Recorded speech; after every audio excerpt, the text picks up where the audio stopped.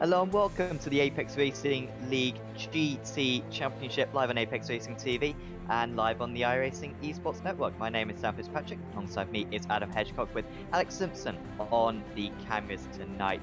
And Adam, we are at an absolute classic circuit 1 week before the famous 24 hours on iRacing and the same week as the virtual 24 hours as well. We are at Le Mans, and this is going to be a fantastic challenge for the Jazz over the 2 races tonight. It was brilliant when we were here last season, wasn't it? We had some amazing racing. The draft, it just keeps everyone just a little bit closer, a little bit more in check, which means that the guys who are not normally running at the front have a real chance to get in amongst the front runners and make a name for themselves. And if this race is anything like it was last season, it's going to be brilliant, Sam. Absolutely, yeah. At the moment, the field is a little bit mixed up. We're currently in an 10-minute qualifying session even. The drivers can set 2 lap times. However, I think they may only have time. They should have time to do 2 lap times. Apologies. So they should have just about enough time, but very few laps because such is the massive length of this circuit, the longest race that we visit all season long. You can see only 13 drivers have set lap times. That could be just because of the fact of the off tracks on here and the slowdowns. Once you get a slowdown, invalidates your lap time. This is massive pressure for the drivers right now. Tom McMahon puts himself to the front of the order with a 3-minute 51.2.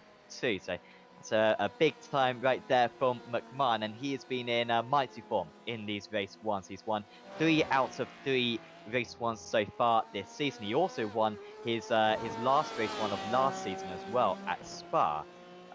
But as you say, Adam, there'll probably be a better chance, I imagine, for drivers tonight due to the situation. I think also we might see a little bit of a mix-up as well, just because of the fact that some drivers would have put in hours upon hours of practice around this circuit already in preparation for the 24. There might be a bit of an advantage for those guys. No, absolutely, you're right. It's like any track, isn't it? The more laps you do, the more accustomed you are to it, the theoretically better you are at that track. And of course, iRacing has been running their 6-hour races the last couple of weekends as well, so plenty of opportunity for everyone to get on the track and get some laps in. But yeah, McMahon out on top again. A little bit unsurprising given his form, as you alluded to, but Taj Jedward's less than 2 tenths behind, and Nick Madsen, well, all 3 of them less than a quarter of a second apart. That's pretty insane, when you take into consideration just how long this track is. Yeah, absolutely. So it seems as though actually we're going to have this lap completed, which I did not think was going to happen. Clearly, the person who set up the session didn't set the 2-lap limit, and so we will complete the lap that these drivers are on. It gives them a little bit more time, and of course, usually they would be able to get 4 laps in. So this just counterbalances it slightly, and so all these laps do count. McMahon, then the driver to beat. He is currently out on circuit. However, I'm seeing Broomfield, Lee, Becker, Wolf, Adjinson's all in the pits at the moment. Not everyone is out on track. And still, yeah, opportunity for those guys to beat McMahon. But as we say, 2 tenths of a second between him and Edwards. Madsen was on pole position previously. Let's see if he can nick back that position right now. Into the final couple of chicanes he approaches. It's been a decent lap for him so far. A couple of personal bests, but no purple sectors I'm seeing at the moment for Madsen. Good over the final chicane. Is this going to be pole position for him? It is not. He remains in 3rd place. That one was, I think that was a personal best lap, I think, for Madsen, but it didn't move him up any places. It wasn't enough for him, as we see the Evo SR cars in tandem. Well, I was going to say this when we were talking about the teams. Of course, we've got a couple of larger teams running here. How are they going to work with each other? Poor old independents are not going to have much luck, are they? They're going to have to try and find someone to tag onto the back to. But for sure, the teams here, this is a real team track. The more you can get your toe from the guys in front, the less time you can slow each other down, the better it's going to be for all of you. And we can see that right now, can't we? The Evo SR guys running 3 in a row, just trying to give themselves that little bit of toe, that little bit of extra speed down the straights, and hopefully not compromise each other in the corners. Looking very good for McMahon at the moment. You can see the amount of green sectors that he's got. And he crosses the line and he improves massively. A 50.6. He's well clear now of the rest of the order. We've still got Edwards to put in his final lap time, but surely that's going to be too much. Edwards with the fastest first sector of anyone, a little bit slower in the second sector, 10th slower in the third, and a 10th slower in the fourth. So he's about 2 tenths behind him now, so not a great fifth sector either. So he needs to make up about half a second in this final sector, which I doubt is going to happen. That second place, though, looking secure. He is the only driver still out on circuit. But I'm sure he would like to at least get as close to McMahon as possible. Edwards coming into this race is third place in the championship. McMahon leading the way with Kopska in second place. Edwards negotiates the final chicane, and to the line he drives it. That will be enough for pole. In fact, it's not even an improvement, about 100 slower than his best lap time so far in the session. So that is qualifying, I believe, complete. And we'll soon be able to go through your starting grid. In fact, Carl Jacquelet is still out on circuit. So we might just see him still lap around a little bit longer, which will just delay the start of this session slightly. But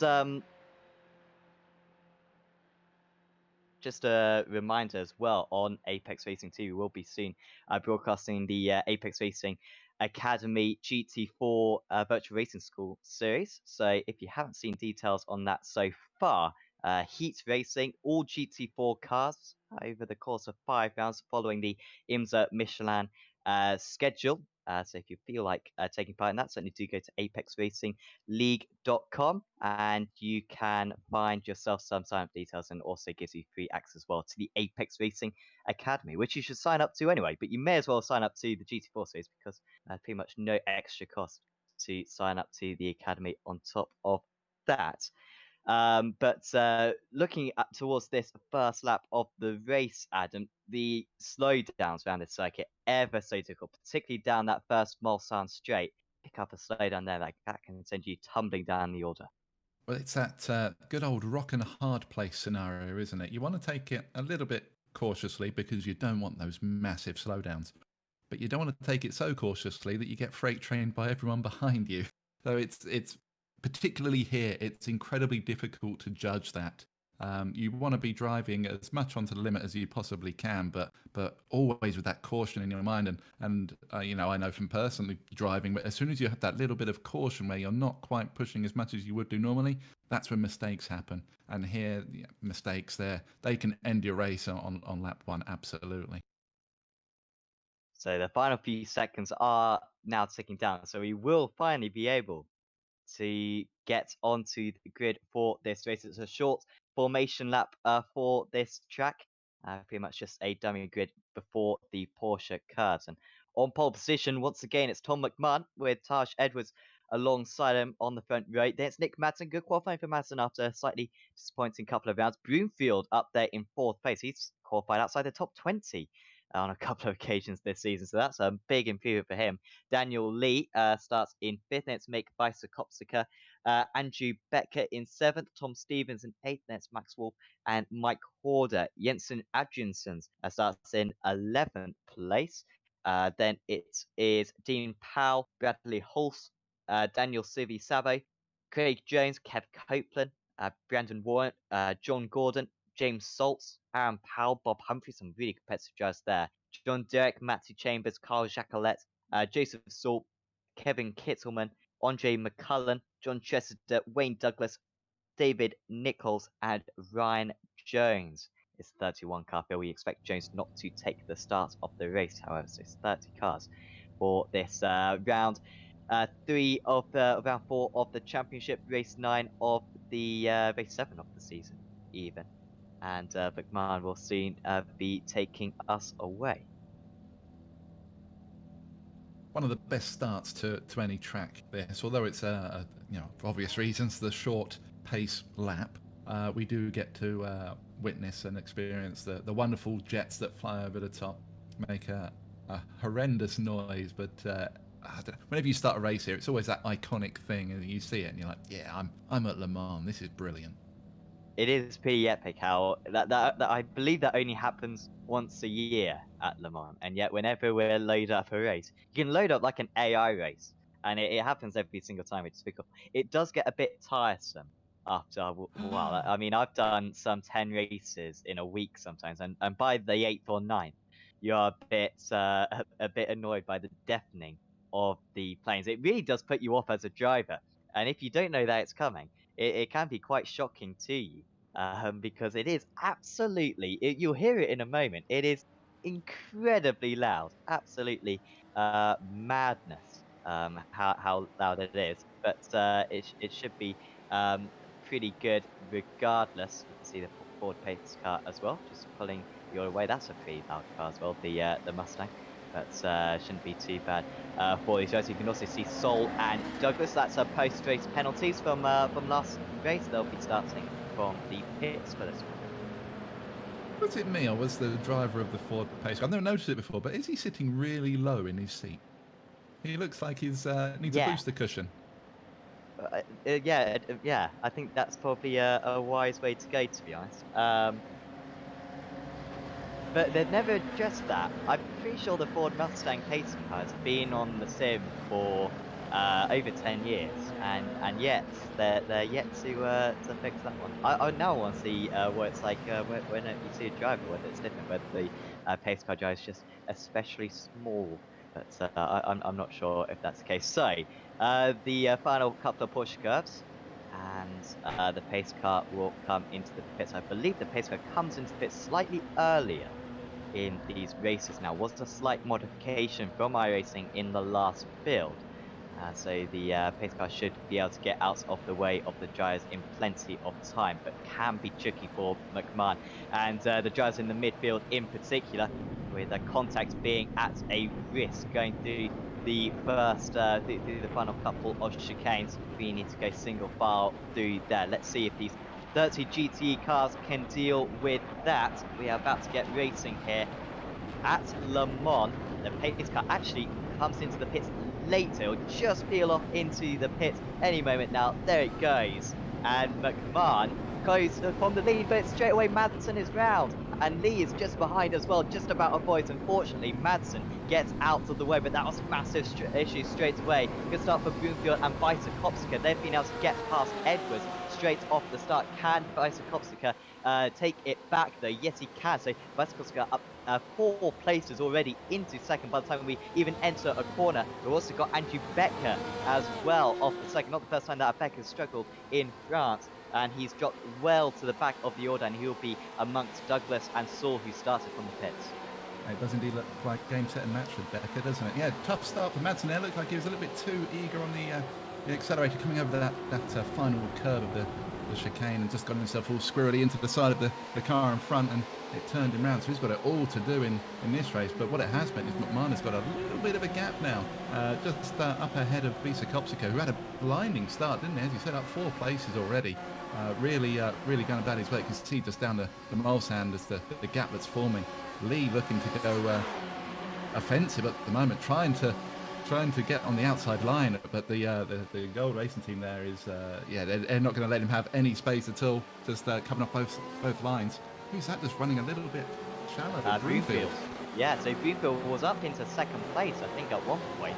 But he's dropped back down to the 7th, and that's going to be a slowdown as well for him. We didn't talk about that zone. Oh, we got a driver off in the background, and that is Aaron Powell has had an issue, but that was separate to the John Derrick issue, which happened just in front of him. And it means that those guys fall to the back. They should be able to continue, but they're going to be really hemorrhaging straight line speed now to the end of the race. So actually it was a collision with the pair of them. I thought Derek lost it first and then Powell got in afterwards. And that was Madsen as well, I think, who they may come with. So Madsen his second incident. That just looked like a load of neck code, to be honest, from my side. Same here. A little bit to start with, but I have to admit I still think 4 into 2 wasn't really going to be going there. They all got way too close, and that little bit of netcode just put pay to anything that they were trying to resolve there. Lee looks like a bit of a cork in the bottle at the moment, doesn't he? Just holding up this pack. You see Visa Kopska and McMahon pulling away already, just creating a gap over Lee. Every time Lee goes defensive, that's just going to cost him and everyone else behind him more time. So they really need to start working together, I feel. Here comes Edwards. not listening to you, and he will try to get past the serve. Well, he's thinking, I'm fast. Oh, there's contact, and that's surely going to lead. Lee does a brilliant job there of avoiding that one. Because he left plenty of leeway on that occasion, just so that he managed to avoid. That was something from a James Bond movie. Tries to get that pun if you possibly can. And there was the contact, and yeah, Lee did a really good job. You could tell that Ed was going to come across, and that is a crucial points being lost right now for Gold Racing Team Porsche and for Taj Edwards. It looked like Taj was just trying to squeeze him a little bit to the outside, but Lee was holding his ground, wasn't he? Didn't want to move. Was going to stick to his line, and yeah, just a little bit of contact. Mike Horder up into fifth now. What a lovely looking car that is. Totally not biased towards that livery whatsoever. Yeah, doing a great job. Once again, one of the lonesome Ford runners out there. I'm not sure how well the Ford goes around here. We know that the Ferrari can be quick in a straight line, and the Porsche is pretty much the dominant car at the moment. So interesting to see how it goes. He's under pressure, though, isn't he? Copeland's gone into the wall on the exit of the Porsche curve, so another casualty. Plenty of incidents on this opening lap. Then usually race one lap one is quite calm, but not on this occasion. Oh, and that's Jones. Oh, he's taking a different route there, going off into, I know, Marseille. That's literally the first French place that came to mind. And he's lost plenty of it. It looks as though he had a bit of damage, maybe a slowdown actually, probably most likely for Jones. I think there was a slowdown as well for someone else. Very slow on the internet. Who is that? That is McCullen? No, Nichols, I think it was. He was very slow on the inside. Maybe it wasn't. I'm not quite sure, but someone's serving a slowdown down the pit straight at least. So no, kind of what we expect. Meanwhile, further up, Stevens up into third place. Tom Stevens, remember, an amateur driver. We saw an amateur driver on the podium last season. It was his teammate Bob Humphrey, and we also saw an amateur driver taking a fourth place last time. That was Tom Stevens as well. So quite unique for someone to be running quite this high up. He's having to hold back Daniel Leader at the moment. He is indeed, but we know that both of them can be incredibly quick on their day, both Lee and Stevens here. So expect them to run well towards the end of the race, absolutely. But they've got Wolf right behind them. Just as we was looking at Horder previously, Wolf did get past him on the final chicane at the end of the lap. So Wolf up to fifth now, and again we know how quick he is, new to the series this season, but already showing his pace in the previous races. So these three, right, have they got a chance to catch Visa Kopska up ahead? It's quite a gap already. I'm not sure they'll be able to do it. Yeah, that's a huge gap, isn't it? I mean, we've got 20 minutes to go, but the field spare's been huge. And we do see this at Le Mans, and it's annoying when we see it at Le Mans because all we want to see is just some slipstreaming all day long and have a nice draft battle. But that's not really often how it pans out, just because lap one round this place with the chicanes as well and the formation lap and just the slowdowns as well. So often you get a big disparity in the field, and it's a bit of a shame when that happens. I've got a close midfield, however. We've got Stephen Broomfield in 10th place. Broomfield up in second place earlier on, but picked up a slowdown and outbroke himself as well at the first milestone chicane on lap one. And also Bob Humphrey is now dropping down the order. Humphrey down into 16th place, race winner at Phillip Island race 2 last time out. Also Adjunssons, he's getting past Civi Savo currently, and Adjunssons up into 7th place. Yeah, nice move there. Just I feel that Sippy Savo just kind of let him have that a little bit. Didn't want to fight too hard. Didn't want to lose time battling. There's nothing worse than that when you're trying to defend and you just see the car up ahead just getting further and further away. Broomfield just made a move up into 10th now. He's on the comeback charge after his first lap antics. I say antics loosely. He did recover reasonably well given the issues he got himself into, but yeah, he's got it all to do still in this race.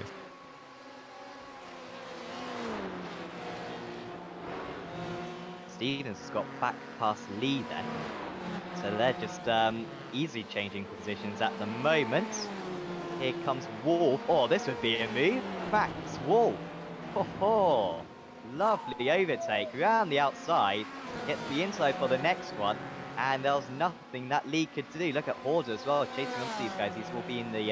He'll be in the draft now. Stevens as well pulls away, but Max Wolfe had a awful Philip Heidemann, was just not particularly quick, perhaps a track that he's not familiar with. But much more on it today, and a podium is looking very possible for him now. You know the horrible feeling that you get when you make a move like that, you feel brilliant. You think, yeah, what a move, that was amazing. And then you remember that you've got all of those miles of straights to come. So all of that hard work doesn't really count for much if the car behind can just sit in your draft. It's such a demoralising place to race to when you pull a move like that, and yeah. But you know, maybe he's got his sights firmly on Stevens ahead now. He's not going to worry about Lee. Let Lee do his own thing and put some pressure on Stevens. See if he can take third place. On the other hand, when you do get overtaken by that, you do think, I'll just overtake you on the next stroke. So This is true. it comes and goes, and I don't know about you, Anna. I'm much more on the latter scenario I experience. So that's the one that I care about slightly more. Here comes Wolf. I think he'll be straight past Stevens here. He knows that he's faster than Stevens. No disrespect to Tom, but his racecraft has been very good so far. But I doubt he's got the pace to match Max Wolf as Wolf goes down the inside. Stevens knows not to battle that one. The amateur class championship leader as well. Stevens, he was only third out of the first couple of rounds, but a really good Philip Highland meeting means that he's got quite a handy advantage now in that championship. Wolf back ahead and does gap him slightly. I wonder what Lee would do in this situation. Horton just can't get within draft distance at the moment, can he? He seems to get within at 7/10s, but then just drops out of it in the opening part of the lap. Yeah, I wonder if the Ford's a little bit tricky coming out of the corners. You know, acceleration out of these. Oh, I see some side-by-side Wolf wasting no time. Did he get past Stevens? No, Stevens is still ahead, making Wolf do all the work here. I think you hit the nail on the head with Stevens. His racecraft is what seems to get him the results, isn't it? He's not the quickest outright, but for sure he knows how to put his car in good positions on the track. He's back ahead. Lee's ahead of Wolf now as well. Lee's now made a move on Stevens. It's all kicking off in front of Horder. So that we're not paying attention to some of the battles further down the order. There are some fantastic battles going on all over the place, as you can see on the time stat, like this one. But there's so much actually going on up at the front. It's difficult to draw our eyes away from it, but here's just a little bit of it. Chester and Powell, Derek as well. Derek, did he have that spin earlier on? Didn't he, Derek? He's done very well to recover from that, hasn't he? Because he was all the way round, I think, was Derek. No, that's really good for him. And he's got a damaged car, as you can see. That rear wing is barely attached. Can't get past down here. This is a well, some kind of road. Not sure what type of road, but it's not wide enough anyway for him. Just covering the entire circuit at the moment. Are these two just? Oh, we got a car round as well. That's a back marker. I think that's Bob Humphrey. Oh, I'm not sure. Or was that Chambers? I think it was Chambers. Was it? Oh yeah, Chambers. You're right. I was just looking at the timing sheet, and Humphrey didn't seem to be moving, so I thought it was him. But I forget that how long this track is, how long it takes for the lap counter to kind of tick up. But there we go, it was Chambers, but managed to avoid him, the cars behind. That was particularly close, though, wasn't it? That was, yeah, extremely close on right there. Did well to avoid 5-car battle then at the front of this. Craig Jones, let's get some Edwards, Chester, Powell, Derek, and the other Powell, Dean Powell.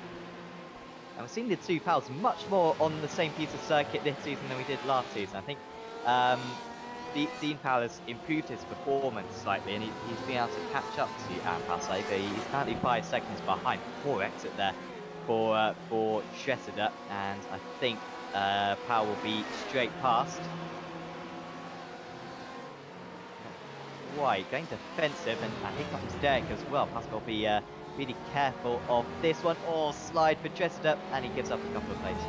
He does indeed. That got very close, very tight, but managed to save it before the car got away from him. It's crazy to think you see the wing damage on those two Ferraris. You know how much that's going to be hurting them down the straight, but through the corners they still seem to be.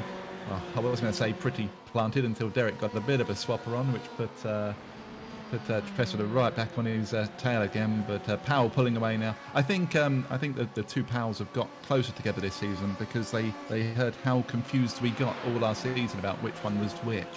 I think they're playing up to that now, but both running reasonably well, you know, given the issues earlier on in the race. I keep saying that there wasn't really that many issues, but they all seem to get involved in little bits and pieces that have put pay to their outright pace for this race, haven't they? Yeah, that's certainly the story of what's happened so far.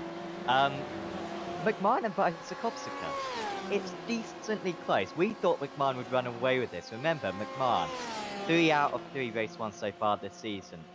4 out of 4, or he's won the past 4 that he's partaken in. So he's almost invincible in these race ones, but his championship runner-up, Bicycopsica, exactly 1.5 seconds behind him. Bicycopsica with the only driver to have scored a top 10 in every race so far this season. 5 of them have been top 5s. So he's been consistent. Hasn't won a race though so far this season, and I kind of don't want him to win a race because then he can have my award when and I don't say this enough, but I did win a championship before. Not sure if you took part in that championship, Alan. It was the Radical BSR Winter Series, and I won the championship without winning a single race. So if Bicycopsica can replicate that, then I'd be very happy.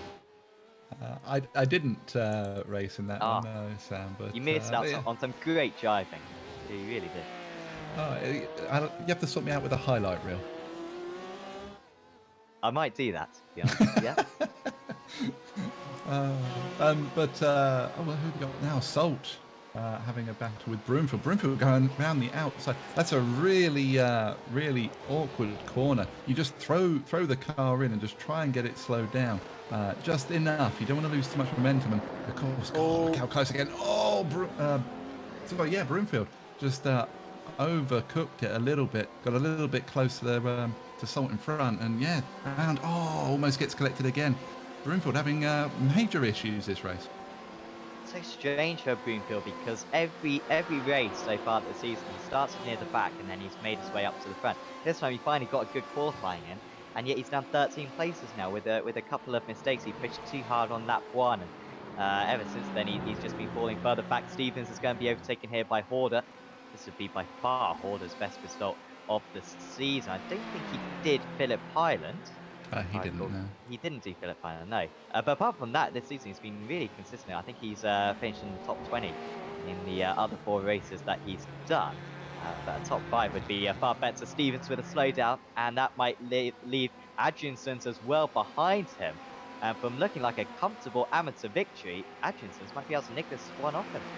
Yeah, Adrianson's eyes would have lit up there as soon as he saw that slowdown, right on the tail now of Stevens. What looked like a pretty much status quo to the end of the race. You know, they're all kind of matching each other's pace, not really making inroads to each other, and all of a sudden he's right on the gearbox of Stevens. So game on for the AM win.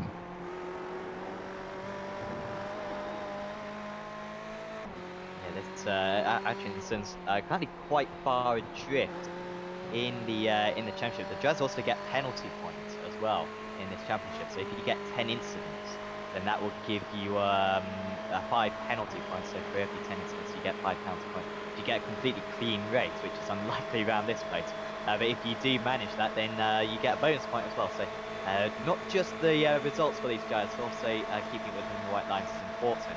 Adjinsons in the jump. Look how Horder really struggling down the straight there. They're gaining big time. I just wonder, Adam, is that how much has Horder been doing practice for this race? Yeah, I'm sure you'll know because Ford seemed to really be struggling down the straight. These guys were catching up big time. They were. It's like he was towing a parachute. That was incredible. I can tell you that the team won't be racing a Ford next weekend. So practice time in it has been pretty limited. In fact, I think off the top of my head, I think Mike's going in an LMP1 car next week. So far-fetched from this Ford, but yeah, he really does seem to be struggling. He's not a bad driver at all. Craig Jones, really, really close side by side, almost risking some netcode there. That was so close. Edwards just forcing his way past, wasn't he? Just squeezing him over, and he's right on the back of Warren now as well. Edwards should at least be within the reverse grid coming up for race 2, which will be some relief for Edwards, who's losing big points at the moment. Edwards, who's been so good in race 1s, and somehow he hasn't won a race so far this season. Did win rounds here in the as the last race of the season last season, which was only about probably about 2 months ago or so. So he is good around this track, Edwards. So if he's in the top 5, which he inevitably will be for race 2, he will be really strong. But he is losing points at the moment. Adrianson's has got past Horder. I'm just wondering, Horder's rear wing, because iRacing, it is quite cool in iRacing. They do change the size of the rear wing depending on how much drag you're running. In the Formula 3 cars, it's really interesting to compare those rear wings, or the Formula 3.5 cars. Actually, it's really interesting, because they do vary big time. And when we were watching Ford earlier on, I did think that rear wing was a bit wider. That might just be a characteristic of the Ford, I don't know. But he does seem to be running more drag, and that's just leaving him as a sitting duck down each of these straights. And see how Edwards sprinting off from the amateur drivers behind. You know what, Sam? I'll do you a big favour here. During the intermission, I'll get on the team Discord and ask him see what troubles he's having. Then we can have a definitive for you. How about that? Awesome. The thing is, I love speculation, because I can say whatever I like and never be proved wrong. So I'm a bit reluctant to that, but no, you can send a message. But you it can will see be interesting. it. I think you're right, though. You can see it. You can see how flat those Ferrari wings are, and then how deep Horder's wing is. There's quite a big difference, isn't it? Until you pointed that out, I hadn't noticed it. But yeah, that's massive. Well, that's professional commentating right there for you. Staying at a screen long enough for me to notice that. Also, a weird fact on the topic of rear wings, the DRS on the 3.5 cars, when it's closed, when the rear wing is closed, because iRacing animate that, when it's closed, the DRS is on, and when it's open, the DRS is off. Just a little fact for you there. On the esports network, because we should point out iRacing flaws. Just not enough to take us off air, obviously.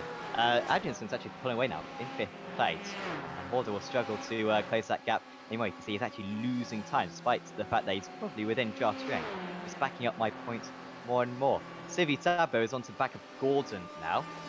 John Gordon, the Welshman, up 10 places is Gordon, and he's being beaten by Kittelman in that respect. But he needs to try to keep Civi Sabo behind him at the moment. Who was Civi Sabo overtaken by earlier on? Was that Atkinson's? It could have been, yes. Yeah. Not quite sure that though. Anyway, yeah, that was the one where Civi Sabo just kind of filtered back in, didn't he? Didn't put too much of a fight up, just let the didn't try not to lose as much time with it. I think that was the one. He's looking faster than Gordon at the moment. Here's the race leader, 1.6 seconds now. The gap between the top two. On that last lap, Vice Copsico was 2 tenths faster. This takes to slow down for McMahon, and he will lose this lead. But I'm sure Vice Copsico would be pretty happy with 52 points if he can get them.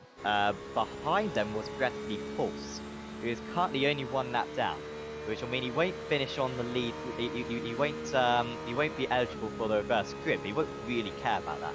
The important thing for Holt is that he scores points. But at the moment, he would be scratching up about 12 championship points, which he'll be desperate to gain. No, absolutely. I was just looking at the AM standing. You see, Adrianson, he's like you said, he's pulled away from Horder a bit. Stevens has dropped back. Gordon has got past him, but then there's quite a big gap Stevens and Gordon are still going at it. There's quite a big gap back to Warren, so it's quite spread out as far as the AM podium goes. So I think as long as Agenson can keep his nose clean, he's pretty much got that sorted. With Stevens kind of just falling away a little bit after running so well in the early stages of the race.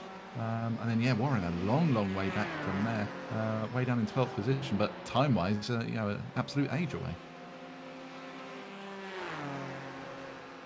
Good to see Warren back in the championship. A few of the Satsite guys missed the last round of the championship. They were taking part in I think in an R Factor endurance race, so they couldn't unfortunately race with us. But Warren having by far his best race of the season. Just trying to find out what his best result is. His best result is a 28. He's had a 28, 31st, 32nd, 33rd. I would appreciate if one could fill in the blanks in there as well, have a 29th and a 30th, because that would be lovely, I must say. But at the moment, he's doing extremely well, up there in 13th place, up a few places from his start as well. Is one, so good to see him doing a bit better. Slow down. Yeah, Agenson's with a slowdown there. So we're 24 minutes in. This will be the last lap. It would be, yes. See, Sam, I'm learning. I'm doing the maths now. I'm learning. You know that 25 minus 24 is 1, and you know that 1 is less than 4. So no, congratulations, Steve. Yeah. Elementary, my dear Fitzpatrick. Lee got Wolf all over the back of him at the moment. Wolf's really hounding him, isn't he? Just bobbing around, just trying to fill the mirrors, trying to put Lee off. It's so easy to get slowdowns around here. If you just run that little bit too wide on these entries onto the straights, you can easily get a slowdown. If you've got someone dancing around in your mirror, it's even harder to stay focused in front. Although Lee has pulled a half a second gap since I said that. It's not really the straight line speed of this Ferrari is quite breathtaking. I think that was just a poor exit, to be fair, for Wolf, because he was gaining from about half distance, halfway down the Mulsanne straight. I think he'll start gaining down here as well. They will get a slight draft from Pulse as well. Behind Horder's not far behind either. I mean, he's only 3 seconds behind Horder, and was faster than these guys on the last lap. A bit of a shame that Horder kind of got involved in a few battles. I think in terms of pace, I think Horder's actually really strong today, but he's going to be let down by his lack of ability to race, because he'll pass whenever he overtakes someone. He's just going to be overtaken one straight later, as you were talking about earlier on, and he will have no way to defend. So it's just another factor to contend with these around these types of circuits. You can be extremely fast, but you need to have that raceability as well. Oh, absolutely right. Adrianson had some issues on that last run down Mulsanne. He's dropped down to 10th now. I see that he went off track and he's lost a couple of positions. Was that just the slowdown from the pit straight on the last at the start of this lap? No, it was happening while we were talking about Horder. I see that he dropped a couple of places then, so I'm wondering if he did get another slowdown maybe. You see Gordon all he's squeezing, isn't he? From who's that? Stevens. He's on the outside of. To get my bearings. Yeah, trying to squeeze him, trying to force him to take a tight line. I'm not sure whether he's going to be able to get one done round the outside. Oh, he is, you know. Oh, the confidence from Gordon there. That was amazing. One of the most common mistakes anyone makes around this circuit is just spinning the car around that corner. The wing that these drivers are running, it is so low that it's so easy to lose the rear end in that situation. But nothing like that for Gordon. Out in the lead.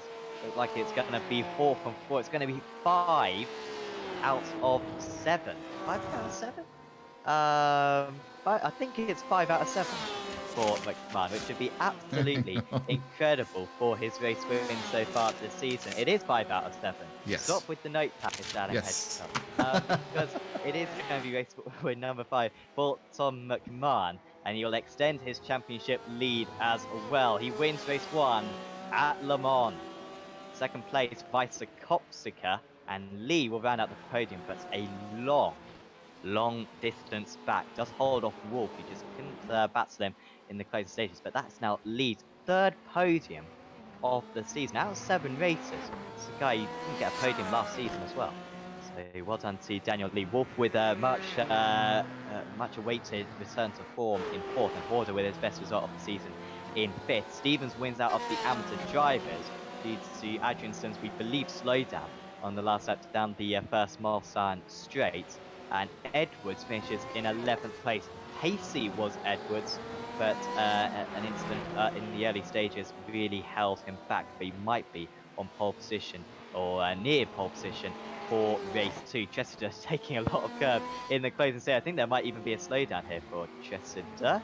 No, he absolutely nailed that one. He was taking a lot of curb, but he couldn't quite catch up to Dean Powell. He finishes in 19th place, and the remaining drivers will cross the line imminently. Yeah, good effort from everybody out there. Have to say, once they'd all dusted themselves down and sorted themselves out after the first lap, they got down some good race, and we saw some great moves, didn't we? Especially going towards that is it the Indianapolis corner, a couple around the outside there, which was really good. But the speed there from McMahon and Visa Kopsika, fair play to him for sticking with McMahon, but just nobody can really light a match to McMahon at the moment, can they? No, he's been absolutely perfect so far in these race ones, just never making mistakes. However, race 2, I'm sure, will be tricky. We'll soon spin the reverse grid wheel, and then we will find out who will be on pole position for race 2 and how many places McMahon will have to gain. But first, we are going to have a look at the race results for this race, round 7 of the championship, race 7 of the championship, race 1 of meeting 4. And it is Tom McMahon who wins out less than a second in the end over Vysokopska. Just managed to keep Vysokopska out of slipstream range for the whole race, and that was enough for him to win out. Vysokopska there in 2nd place. Then it was Daniel Lee in 3rd. Max Wolf finishes in 4th. There was Mike Horder. John Gordon, top of the amateur drivers, was Tom Stevens. There's James Salt, Daniel Silly Sabe, and Jensen Adjinson there in rounding out the top 10. Behind that was Taj Edwards, Kevin Kitzelman, Stephen Broomfield, Brandon Warren with his best result of the season. Aaron Powell, he'll be dangerous come race 2 if we get a big enough reverse grid. So too will Matty Chambers. He didn't or who started very low down the order outside the top 20. Then it was Craig Jones, Dean Powell, John Jessida, Joseph Saul from the pits as well. Well done to Saul. Andrew Becker, David Nichols, Andre McCullen, Kevin Copeland, Wayne Douglas, Carl Jacquelet, Bradley Hulse, John Derrick, Rob Humphrey, and Nick Madsen. Madsen, who remember started on the 2nd row of the grid, but an instant early on, and then another instant not too long after that, ruled him out of the race. So, Alex, time for the reverse grid wheel.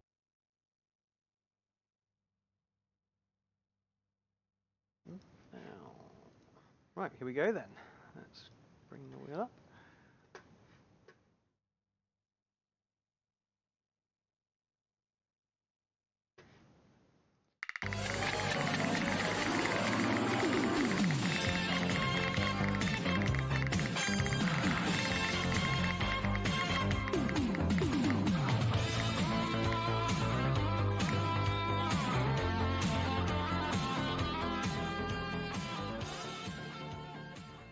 Okay, and the magic number is 15th. 15th position. So it is Aaron Powell then on pole position. Matthew Chambers misses out. Chambers is due a race win. I'm sure he will get one at some point this season. But instead, he'll be starting in 16th place. But Aaron Powell will be on pole position. Brandon Warren alongside him on the front row of the grid. We've also got Broomfield as well. Up there, Edwards starting in 5th place on 3rd row of the grid. So that's going to be a brilliant one. You do not want to miss it on the iRacing Esports Network and on Apex Racing TV. We'll be back with you in about 15 minutes' time. See you then.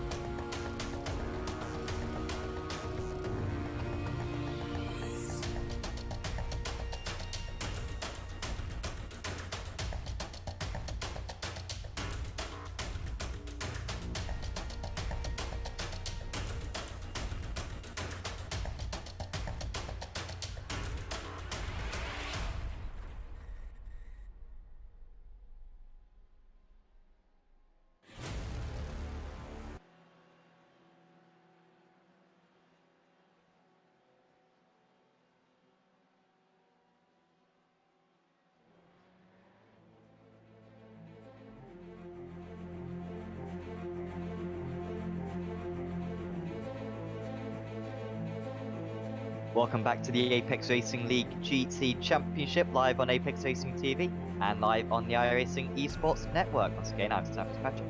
Once again, alongside me is Adam Hedgecock, with Alex Simpson operating the cameras and bringing you the broadcast this evening. And we're just prepping for race 2 of this round 4 of the championship. And race 1, as we're kind of come accustomed to, Tommy McMahon winning out. However, Vice Kopsko was very competitive in that race. I think unlike the past few rounds, we've got some real competitive guys at the front of the grid for this race too. Such was the issues. We've got Edwards pretty far up there. We've got Aaron Powell as well will be in danger. So we might see a new race winner tonight. We might do, yeah. It's as with every race too that we see, it's incredibly difficult for the drivers who've been reversed to get back forward again. But even more so here, the guys in front, there's long straights. They'll all be looking for some draft. They'll all be looking to stick with that front group. And if there's a little issue, you can find yourself a couple of seconds off the back, and yeah, that's it. Game over for that race. So yeah, how hard did they race? We'll have to wait and see. Hopefully you enjoyed the KFC camera. Just coming up for a moment. No, there is a KFC. And the Lamont, and we haven't been paid by KFC. Only 5 figures to just say that. By the way, a bit of a reminder of a championship that's Apex Racing League and Apex Racing Academy, of where there won't be any falling spoons as well Sorry. in that championship. Was it a spoon? It was. Oh, It was. I moved I my mean, glass out of the way and caught my bowl. I'm I'm a sorry. bloomin' cutlery whisperer to know that was a spoon. Oh, could hear it from a mile away. I didn't even need headphones to hear that one. Anyway, um, we're on Apex Racing TV. We are organising a GT4 league, which will be run in partnership with Virtual Racing School and Apex Racing Academy, and that will feature 5 races over the course of 7 weeks, and we'll have a few races for each meeting, and we'll use the Apex Racing Academy setup. So it's a fixed setup series, and it will have a reverse grid, heat format, broadcasted by Apex Racing, so you might even feature on the Esports Network as well at some point during the season. So if you fancy some GT4 action following the IMSA Michelin schedule, certainly do check out apexracingleague.com, and you can find sign-up details for that championship. Certainly to recommend it for you. We've now got the gridding up process currently occurring after the 10-minute warm-up session. Of course, this will be a 40-minute race too. Powell on pole position for Evo SR. Brandon Warren, top of the amateur judge, by far his best result in race 1. Let's see how Warren can do for this race 2. Stephen Broomfield once again starting high up. It didn't work out for him in race 1. However, he is a big danger for the race win in this race 2. There's Kevin Kitzman. Taj Edwards, arguably the favourite for this race. There's Jensen Adjinsons, who was very strong in race 1. Daniel Sivi Sabe starts in 7th. There's James Salt, Tom Stevens, John Gordon, Mike Horder, Max Wolf, Mike Horder, Make Vysokopsika, Daniel Lee, Tom McMahon, Matthew Chambers, Craig Jones, Dean Powell, John Tressida, Joseph Saul, Andrew Becker, David Nichols, Andre McCullen, Kev Copeland, Wayne Douglas, Carl Jacquelet, Bradley Hulse, Derek Holland, Nick Madsen, Bob Humphrey, and we should see Brian Jones as well. So we should have one extra driver. Jones unfortunately sets up the wrong car in race 1, so wasn't eligible to race. However, he's got, I trust the correct car. Don't make the same mistake twice. For this race 2. Once again, race start round this pace. Weird that the pace car came in so late. I thought it somehow came in earlier. It comes in really late now, doesn't it, Alan?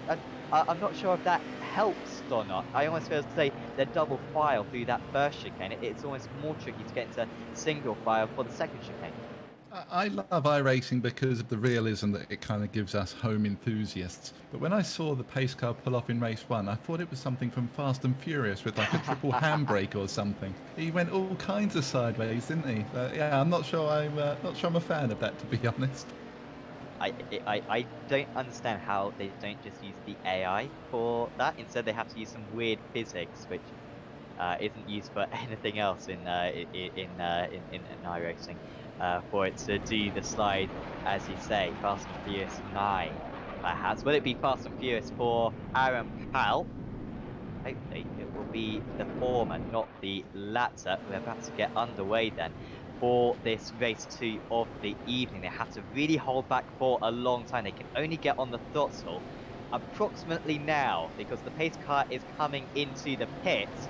And it is a big muddle or massive netco for Warren, and that's going to slow down a few drives. A slow start as well for Edwards, who I think was just on the brakes out of courtesy there of his rival. Wayne Douglas cutting the chicane as well. That's going to be a massive slowdown. That'll be days that he'll be having to give back time there. But it does mean that Edwards is up into second place, third place. So Warren drops down a couple of places. Oh, we got the off for Gordon at the moment, and also one of the Porsches, I think, was going off the circuit. That may be Max Wolf, I think.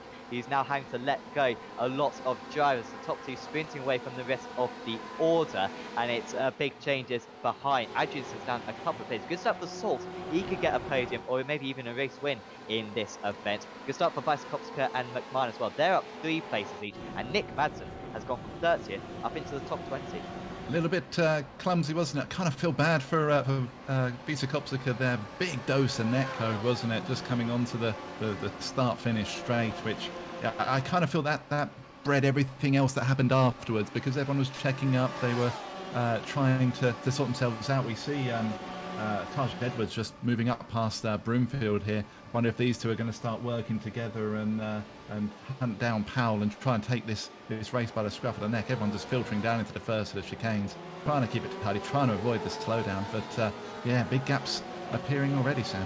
It's really struggling and falling down the order quick. He's only down 3 places, to be fair, is Kitzelman. Oh, that's in contact. I think that was Kitzelman with Atkinson's, I think. No, that was Salts and Atkinson's. I'm not quite sure, but look at this, where it's like a traffic jam, isn't it? On this usually public road. At the front of this is Salts at the moment, or missing the chicane, and that was that bicycle. City Saba. Oh, Siffy Sabe, oh damn, he's hit the wall as well. He hasn't been able to get the car stopped, I think, and that will be damage for him. We'll have to come into the pits most likely for a fast repair. So now it's Warren at the front of this. Jensen is defending from Salt, and Kitzelman is coming back. Weisskopska wants to gain some place but cannot afford to get involved in an incident. At the same time, he needs to try to stay ahead of McMahon if he possibly can. I think that was McMahon almost making contact with the Porsche just ahead of him. Lots of Evo SR cars around this. Also, we've got Daniel Lee and Mike Warder, all the front runners as well from race 1, and this is the proper danger point in this race. Such close quarters racing. It's a miracle that we haven't seen someone fly up into the barrier so far. No, they seem to have sorted themselves out. As we see a change for the lead. Taj Edwards has made the move on Powell, and Broomfield having a little look as well. These Gold Racing Team drivers are not hanging around, are they? They want to get this done. Broomfield having to go the long way round from Powell, trying to put up some defence, but Broomfield put inside, although Powell so late on the brakes. Oh, as he run a little bit wide. Oh, he just gets it back onto the circuit. What a move from Broomfield there. Yeah, the Gold Racing drivers, they're going to be scampering away as quickly as they can now, just trying to get this gap while everyone else is fighting behind. This is a golden opportunity for both of them to go for this win. Was that a pun? Not intentionally. I realised halfway through saying it and thought, I'll just go with it. Just go with it. Well, congratulations. Edwards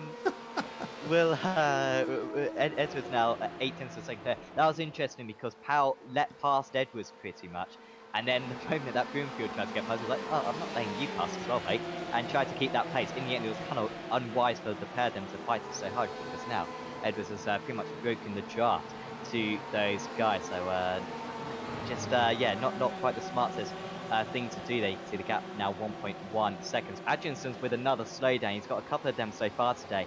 He's now down 10 places. What could it be for Adjinson? Really should have been the highest point scoring amateur driver today. Doesn't look like that's going to be the case anymore. Powell is that? No, this is that is Powell at the front of this train. No, it's apologies. It's Warren at the front of this train. So getting very confused. Doing really well at the moment is Brandon Warren in 4th position still, and he's defending against Salt. There goes a move as well for Weisskopska. He is getting past Kitzelman at the moment. It hasn't worked out for him, and McMahon I think might get past. And this is big now for McMahon to make this move. Top 2 in the championship, the 2 favourites for the championship, and McMahon does move past. Now Weisskopska should be able to retaliate later on. That is a big setback for him because he's lost track position. Side by side into the right-hander. That's going to crush Salt and Kittelman's straight line speed here. And I wouldn't bet against perhaps McMahon being at the front of this because he's going to get a mega slipstream on the pair of them. Warren staying ahead at the moment, and Kittelman really catching up to these guys. And while all this is going on, the front three are scampering away even further. They're licking their lips with this. All they got to do is keep it on the road, and podiums are theirs, it seems. But look at that, almost 3 wide coming down into the first chicane and the Mulsanne. Warren doing a great job so far. Got McMahon again, sorry. So yeah, just behind that, I was about to say how Visa Kopska is really pushing it. They're about to go 3 wide. We see him kicking the rear end of that car out, coming through Dunlop. Border having a look on the dirty side, isn't he? Trying to get right out there and have a look. His pace seems to be a bit better now that he's closer to the back of cars. They're not pulling away. Again, 3 wide once more. Kittelman having a look to the inside. This is crazy. Credit to Kittelman for battling with these guys, but I don't think it's necessarily the best thing to do. McMahon is back past Vice and Kopsica again, so they've changed places 3 times in the past couple of minutes or so. And McMahon now onto the back of Warren. However, Warren's still on the back of Salt as well. There goes Lee. He's getting past Kittelman. He's having a battle with everyone at the moment, even though these positions are quite inevitably going to escape from him. McMahon's past Warren now, and Vice Kopsica's gone with him. So Vice Kopsica staying in the draft of McMahon, which he kind of lacked for the entirety of race 1. So he could tell who is the faster out of those 2 drivers. They were very evenly matched back in race 1. Slow down for Broomfield by the looks of it. He's dropped right back. Powell got back past him, and he's 2.5 behind now. Yeah. Sorry to cut in on that. I just saw that coming on the tower. That's I'm not quite sure what happened to him. Whether he got a slowdown coming out of Mulsanne corner, maybe cut it too much. Yeah, that's just what I was going to propose. Perhaps he cut that corner, but even then, I mean, you got bollards, so you don't cut this far. You have to cut it quite far as well. Maybe you just have to kind of touch one of the bollards. Unfortunately, the bollards aren't there. They're kind of holograms. They're figments of your imagination, really. On iRacing, it would be fantastic if you had one and it damaged your car, I must say. But iRacing haven't quite used it. No, indeed not. Kittelman still defending against Lee. I really thought Lee would have been passed by now. One of the front runners from the previous race, and Stephen's right behind him as well.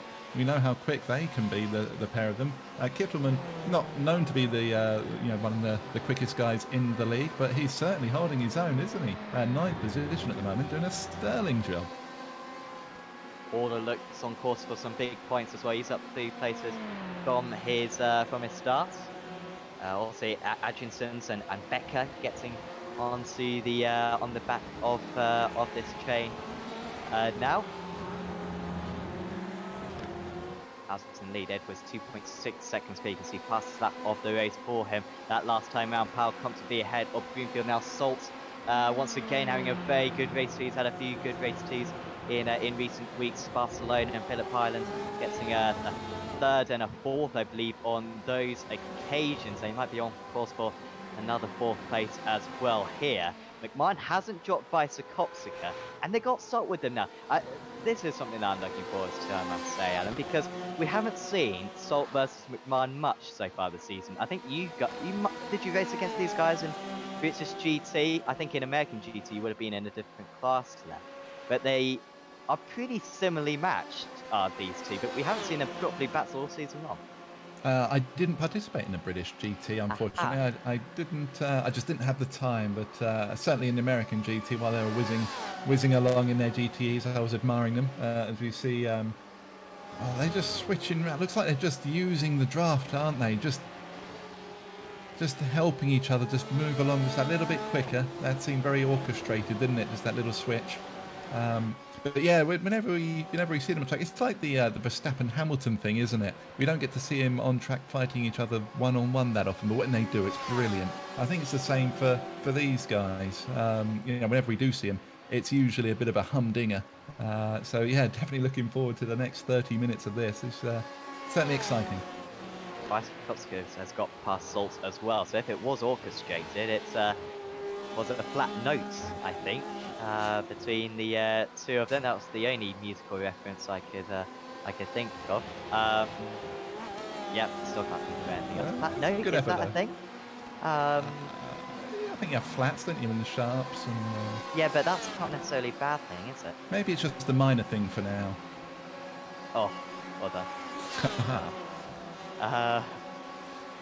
Uh, yeah. I can't come back from that one. That's game, set, and match right there. I'm not even talking about Becca. So Vysokotsko has got back within 3/10 of a second then of McLaren.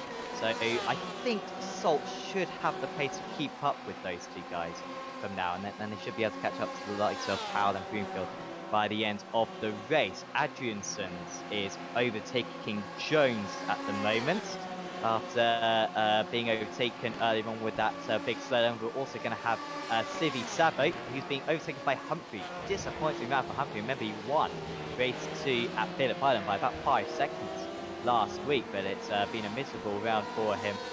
This time wasn't a great qualifying, I think, for Humphrey. Oh, that was risking contact there for Civi Sabo, who I believe has got some contact. I think he hit the wall when he tried to go through the escape road earlier on, although at least it doesn't look too visible. But lots of drivers further down, and meanwhile we've got the likes of, we've got the likes of Ampal up in second place. We've got Kitzelman up in 9th, Stevens up in 10th, Jones doing really well in 12th. So it is quite a mixed up grid. It is. They all seem to be holding station. Kittelman, oh, look at the amount of pace he carried through that corner. Lees might have got past him on the last lap, but Kittelman's not messing around, is he? Blimey. I've never seen him throw so much caution to the wind and so much momentum through a corner. Brilliant, Mr. Kittelman. Please, keep it going. It's amazing. At the top of the amateur drivers is Kitzelman, and certainly the way that he's racing at the moment, he could hold on to that. Kitzelman seems to maybe he's put a bit of extra effort into this round. McMahon with the fast lap of the race of 50.6, that's 1.3 seconds faster than the race leader. A few hundredths of a second faster than Vysokopsika, who I imagine will just be going with him. Could we see back-to-back 1-2s for McMahon and Vysokopsika? They are currently 7 seconds off the lead. We've got players like, oh, Broomfield's off the circuit. Broomfield spins it. Oh, that's a massive mistake there from Stephen Broomfield, and that pretty much sums up his season.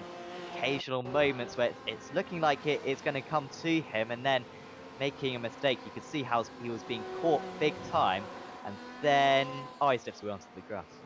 That's so unlike him. We were praising him last season, weren't we, on how consistent he was. He wasn't the outright quickest on the track, but you knew that he would be there or thereabouts every race through consistency and clever driving. But this season, it's just the complete opposite. It's quite shocking. It's almost polarizing in how different his driving is. So yeah, big shame for Broomfield.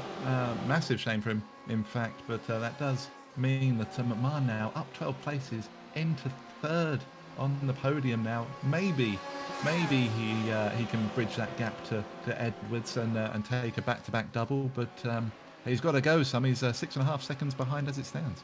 I think we've got a car stopped at the wall. There was an incident just before for Warren who cut the chicane, and then we've got Douglas who's been hit off as Wayne Douglas. And that was the big plume of smoke. Who was this who hit him? Not to name and shame or anything, but we would quite like to name and shame. That was the 199 car of John Gordon. And then he got hit himself. I think it's just one of those where drivers are just not quite leaving each other enough space.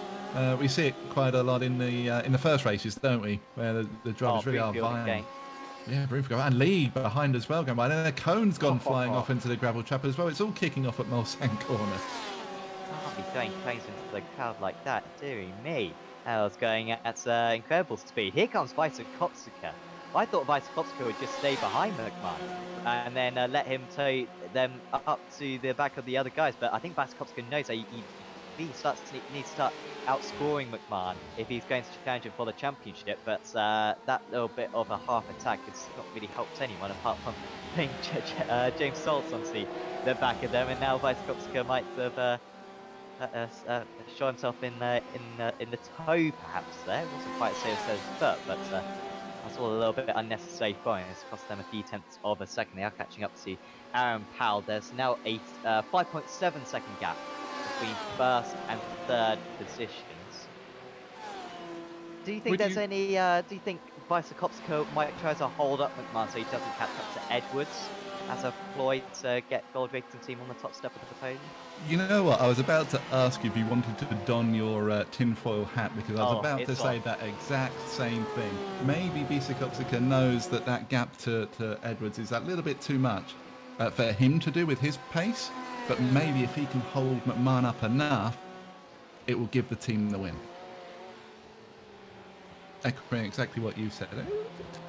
We've been doing this too long, Sam. We're in the second season and we're already thinking the same tinfoil-esque.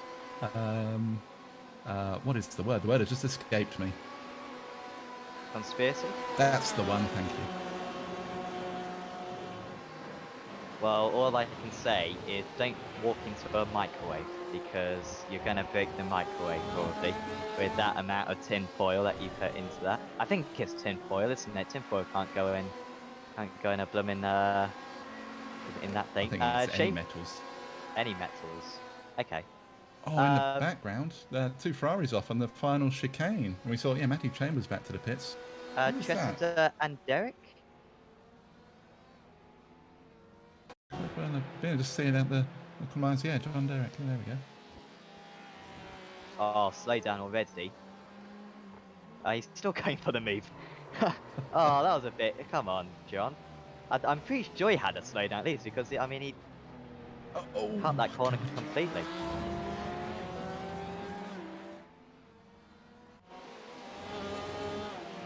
John Tressett almost got collected in that as well.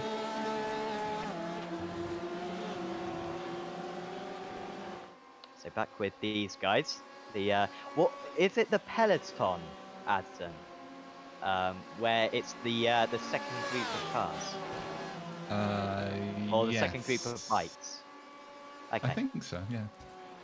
So they're about to move past Powell in fact. Now, can they engineer this for McMahon to get past Powell, but Vysokopska to not? Oh, Well, you bet that it's they can. worked kind of there, unlike when it happened with Salt. Now, the big question is, can Vysokopska get past? This is big now.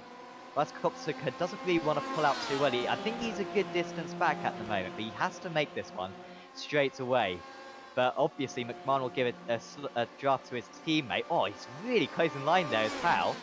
Vysokopska's got the momentum though, and that's going to be the better line for him. They're going to hit the cone, and that goes flying off into Belgium, and he's out. McMahon is round. McMahon with a mistake, and that is very rare. He was on course for perhaps challenging for the race win, but not anymore. And Tom McMahon, as we were concentrating on what was going on behind, I wonder if he was concentrating on what was going on behind him, because he's lost the rear end in Mulsanne corner. It certainly seems that way. Remember in race one I was saying that it's quite easy to lose your focus when there's cars dancing around behind you. I have a feeling that Powell might have given him a shout there and said, look, we're coming in hot, and he's just taken his eye off the ball a little bit and just carried a bit too much momentum and spun it. Very uncharacteristic, you're right. But I think that's pretty much game over for McMahon now. I don't think he's going to have the pace to get back up and challenge for the lead. Came into this round in terms of overall points, 16 points ahead.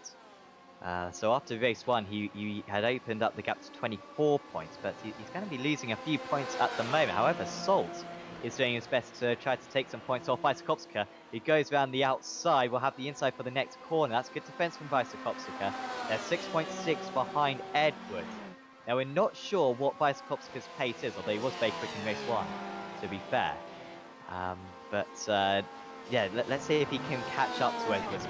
I doubt it'll be possible. We've only got 20 minutes to go in this race, but we'll give it a good try. He needs to be lapping about 0.8 of a second lap faster in order to catch. Do we want another tin foil moment?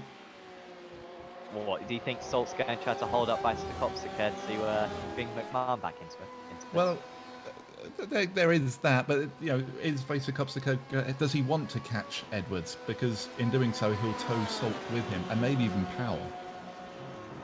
I think That's a bit of a stretch, maybe, but I think if anything, right now he's trying to stay away from Salt. I think second place would be a big deal for Bicycopsico in the championship if he could take it with McMahon currently down in fifth place. Remember, Bicycopsico the only driver to finish in the top 10 in every one of these 7 races so far this season. Humphrey has just got past Stevens. That is a move between teammates. So he's up into 9th place now as Bob Humphrey. Good recovery from Humphrey. He's up 20 places. Up into the top 10. He's only, I say only, 21 seconds off the lead. I mean, that's smaller than I thought it was going to be fair, considering that we had about 17 seconds between second and third by this point in race 1. So that's all right. By the way, you can check out the live timing link in the description below, provided by SDK Gaming. Thanks to SDK Gaming for providing our overlay as well.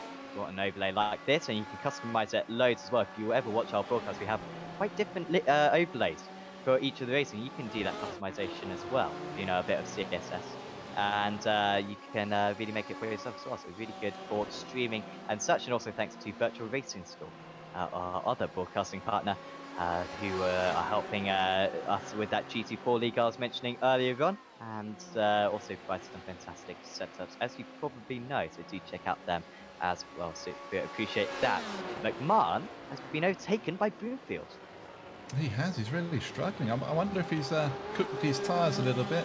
It can take a while for your tyres to come back in after a big slide like that. So maybe he's just struggling a touch. Or maybe Broomfield has actually found his stride this evening. It's been a bit of a struggle all night, but maybe he's actually up and running. We see Horder in the background. For the benefit of the viewers, we did have a little chat with Mike during the interval. He is running 0 wing and next to no rake on the car. It just literally doesn't have a top end on it. So despite having a big old wing, it's not making any difference. Broomfield ran a little bit wide there, didn't he? Caught a load of the gravel, which means that McMahon has got a serious run on him, side by side at the moment. And is he just going to edge ahead? We know the BMW is pretty slippery, despite being a big boy. But can he get the move done? Broomfield's going to hold it round the outside, surely. Or he tries to. It's a good move there from McMahon. Back up into 5th place. They're catching Powell up very quickly as well. Powell really showing that last lap. He did a 56.75. That's about 5 seconds slower than the race leader. I think he struggled as well on this lap. Decent through some of the sectors. Sector 3, he lost half a second. It's only half a minute lap. We've got 7 sectors around this place. I mean, come on, iRacing. Other circuits, I think like Mid Ohio, I think has like 7 sectors or something. And it's so dumb. It's absolutely infuriating. You literally have like 9-second sectors, and it's questionable why we have that. Man, here we've got 7 sectors, which and they might even replicate the real life ones to be fair, so it's not quite as bad. Broomfield can't stay close to McMahon around this part of the track, and McMahon's now been able to break that jar, so that's of course a Broomfield, and to kind of fight with the car throughout, and he's now got Horder all over the back of him, going into the chicanes. No overtaking opportunity for Horder, but might have a chance down into the first couple of corners potentially for him. 5th and 6th would see the Welshman very well. It would indeed. While we were watching that, we had a problem for Kitchen. He's dropped down to 12th now. I think it was just a slowdown by the looks of it. He went off track for a couple of seconds, so maybe just outbroke himself. But yeah, all that hard work in the early running. Although he's back up to 11th now, just past Wolf again. So yeah, struggles for Kitchen. That means that Stevens is now leading the AM race. Also, I think there was an issue a few laps ago for Daniel Lee. He was running up in about 8th place, I think, at one point was he dropped back down to 12th, but he's back up into 10th now. So I think he got again a slowdown, or maybe had to cut one of the Mulsanne chicanes or something. and that is why he's a little bit further down. Otherwise, he'd probably be around McMahon right now. But instead, that's not the case. 5.3.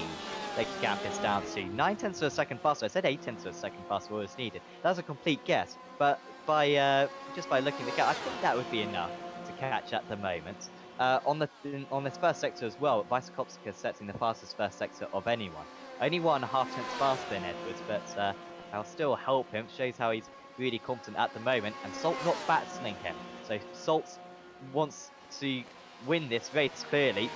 There's not really much question for Salt. It's definitely worth just staying behind because you might have a small advantage, but certainly not enough to risk a battle with. No, absolutely. The worst thing they can do is go side by side through corners. Down the straights like this, maybe a little bit of bump drafting. Maybe if Salt can get a run, do a switch round and see if they can swap position just to try and get themselves that little bit of extra speed. Actually going side by side as they head down into Molson corner. Okay, do the exact opposite of what I just said. That's brilliant. Thank you, gentlemen. Appreciate that. Salt moves up to second position then, and is now leading the charge up towards Edwards. Sometimes it can work where one driver is ahead at the start of the straight and then the other driver overtakes by the end of the straight. That can sometimes work. However, I'm very skeptical of it because you lose all types of rhythm and it might look faster, but really it's not working. And you might save a bit of fuel yourself, but of course they don't need to save fuel in a race like this. Vysokopska gets back up into second place, but they've lost 4 tenths of a second doing that. So just not, I mean, it's really easy for us experts who will be absolutely crushed by these guys. But us commentators, we see it over and over again. I'm sure you viewers see it over and over again as well. And just battling like that, absolutely pointless for the drivers to do. And it's set them back a few tenths of a second when they ought to have been gaining instead. Anyway, Lee is up into 9th place. He's got past Tom Stevens. Stevens still top of the amateur drivers as he was in race 1. He's now got Max Wolf, the next driver, behind him. Lee has got Bob Humphrey to catch up to now, about 4 seconds up the road. I can tell you one thing, Sam. If I could race in hindsight, I'd be a triple world champion. Yes. Looking at things from a distance, it's so easy to comment on it and say, "Oh, you don't want to be doing that," and then be proven wrong by the drivers that can actually do it. That's always a fun thing. But no, Stevens, you said, yeah, he is leading the AMS again. He's got a solid night tonight, isn't he? Sometimes he has a bit of a mixed bag, but no, he's been pretty solid up till now. I am touching wood as I say that because it's been a while since I've done a commentator's curse. I don't really want it to start again now. Vysokopska's got half a second on Salt. Coming through the end part of that lap, so I wonder if Salt has had a little bit of an issue. Maybe it's almost a second now. Maybe is that a slowdown? Maybe.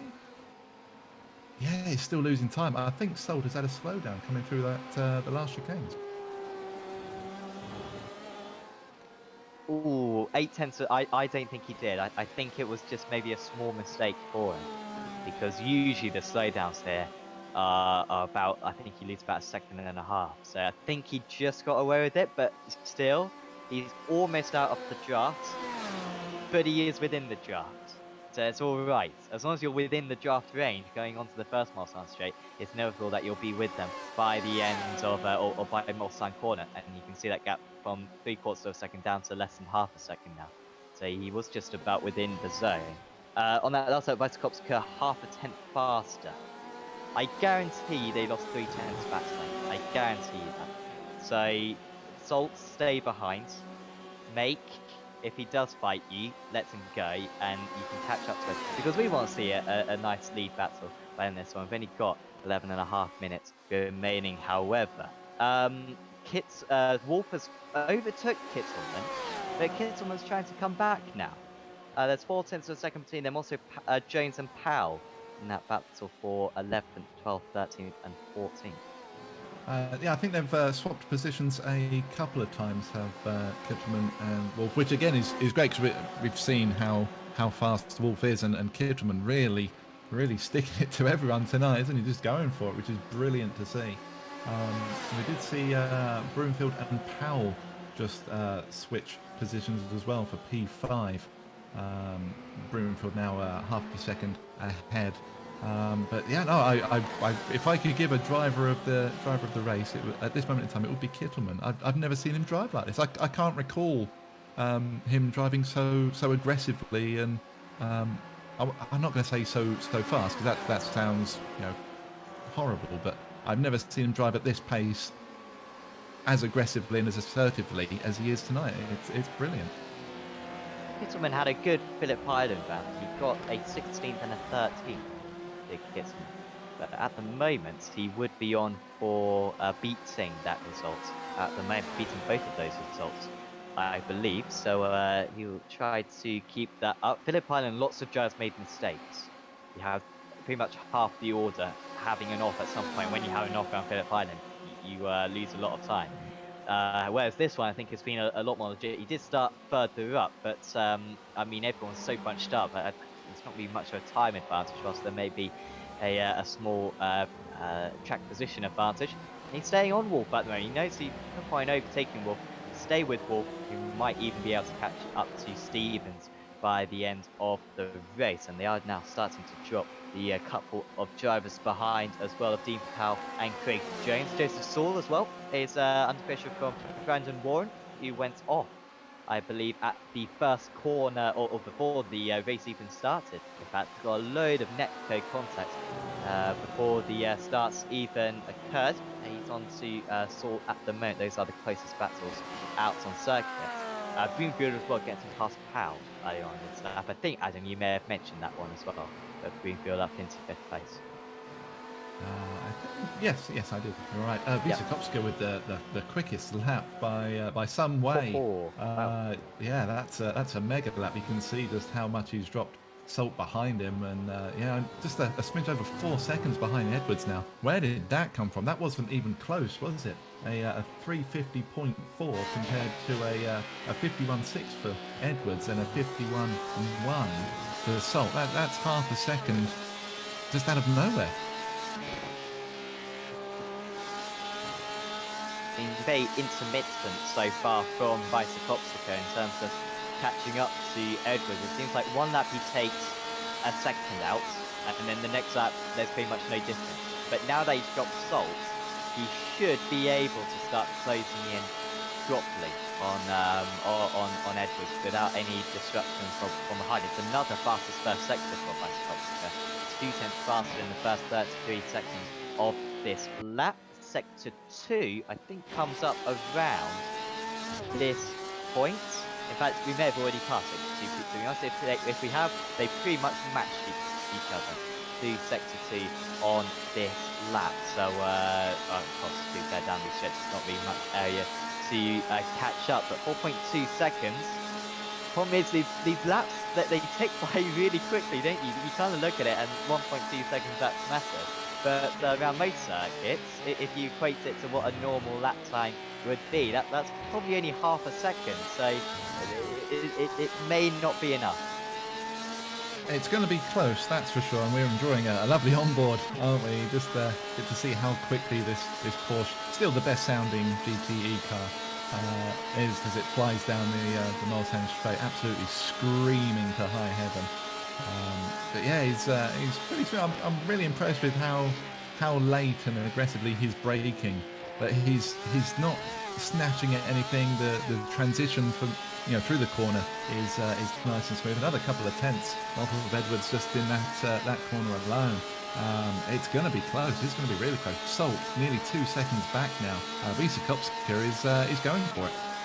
So they're going to cross the line with 5 minutes remaining, so we'll have 2 more laps to go at the end of this one. So I think he should be able to get the gap down to about 3.5 tenths, I think. 3.5 seconds by the end of this lap, with the way he can go through the Porsche curves by Wisakowska. And in that case, you'll have to take out pretty much 2 seconds a lap in order to catch at the end of the race.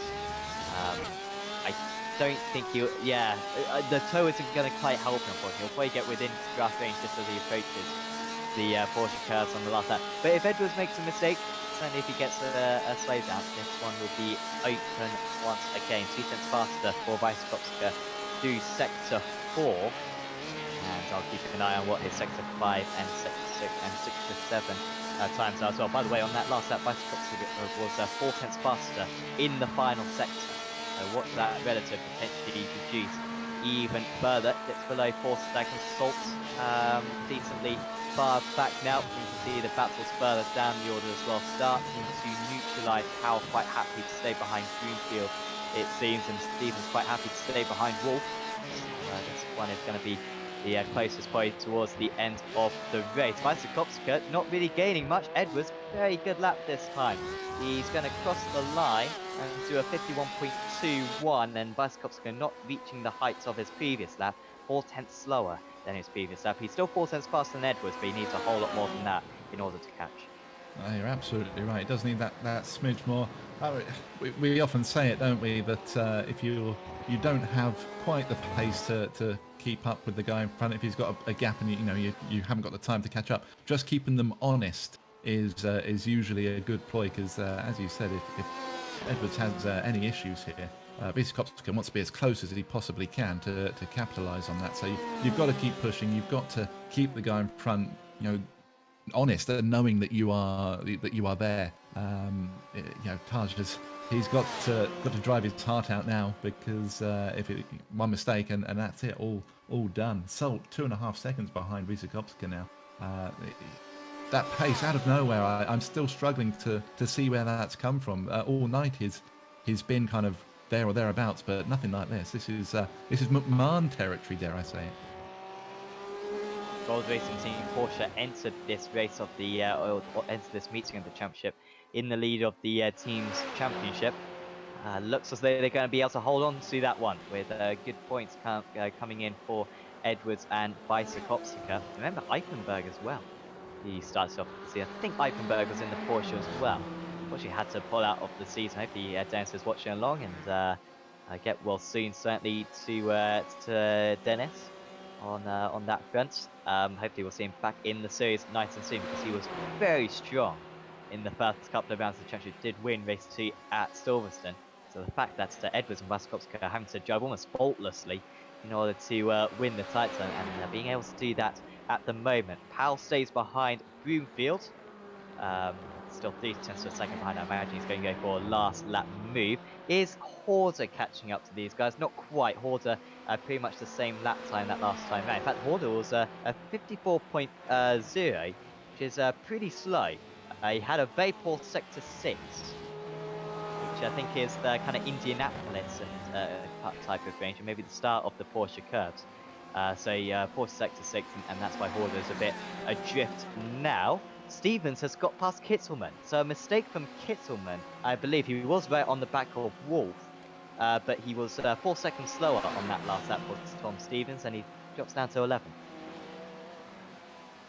He does indeed. Yeah, shame for Stevens that, but at least now we get a fight for the AM win on track. They're right next to each other, Kittelman and Stevens. Powell's only three and a bit seconds back, so if these guys have any issues, then he'll be right there as well.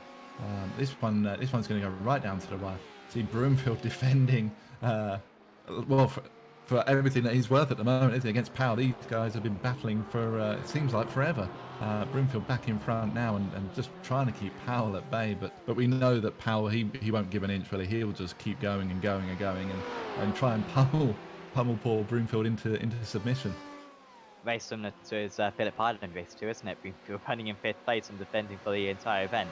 That was a fantastic drive from him last time out at Phillip Island to hold on to that 5th place. Scored good points. Oh, that's very deep from Powell. You don't think he's going to lose much time. He gained some time there. It was an unorthodox line. Certainly much more confident than Broomfield. He doesn't want to overtake here. He wants to overtake going into Molstein Corner perhaps, or even later than that, maybe going into Indianapolis might be the place to do it. Out in the lead, Edwards moving on to the white flag lap with a 51.76, lost 9 tenths to Bicycopska on that last lap, but Bicycopska isn't going to be close if it remains as it is. Edwards could perhaps even afford a slowdown and still win this race. Bicycopska gets the gap down to 3 seconds, but it seems like that little bit of battling with Salts ended any type of chance, and even then I don't think he would have been able to quite catch in time. Horder catches up to these guys by about 1.2 seconds, so again he's not going to quite reach them.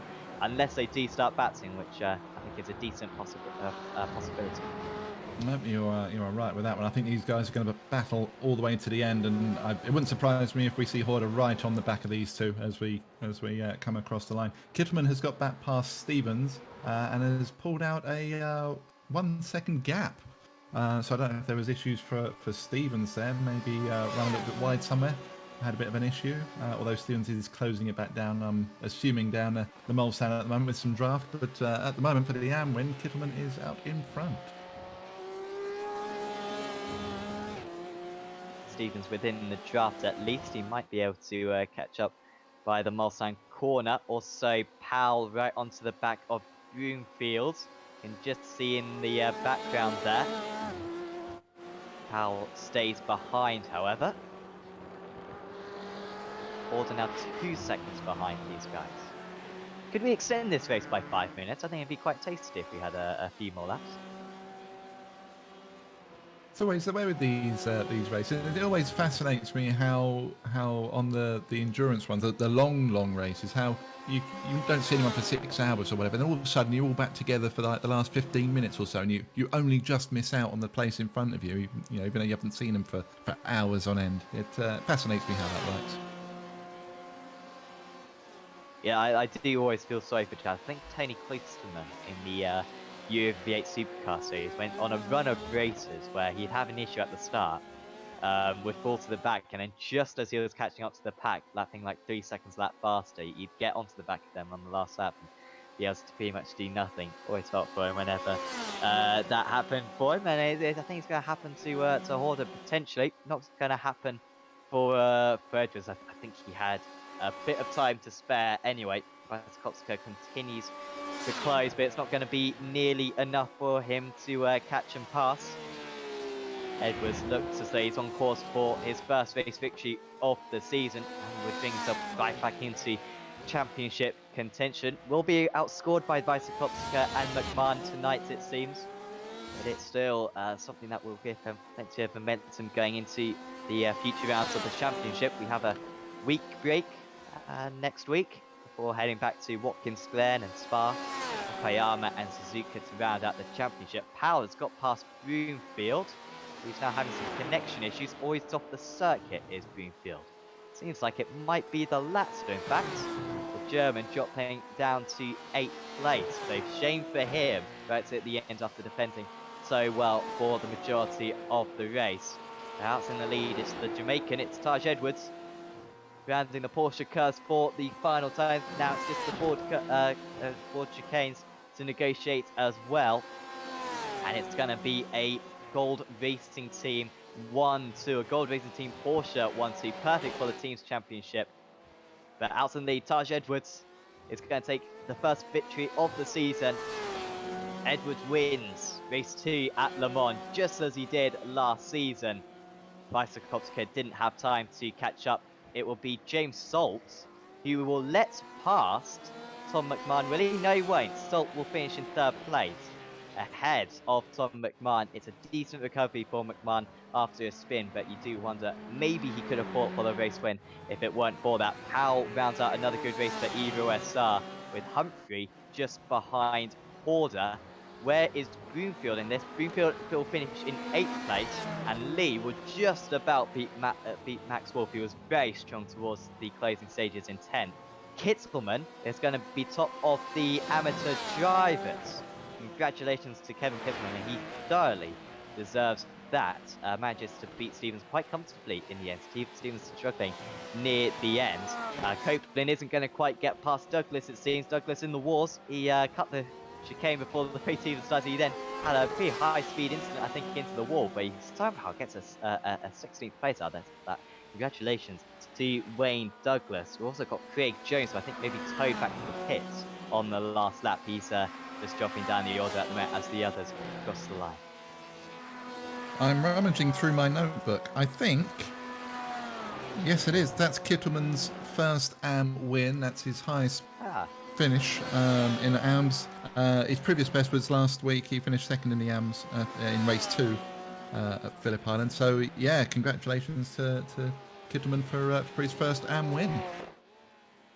A long time coming. Kevin Kitselman, watch out for him in the 24 hours next week if you're in the same split, SCC Racing. You might be maybe fighting for that split victory, perhaps. The others just crossing the line now. David Nichols, good to see him back in the championship along with the other Satellite drivers, but not quite the day that Satellite wanted. He finishes in 21st place. Still got Ryan Jones as well. From right at the back, he'll finish in 22nd place. Adrianson as well in 23rd.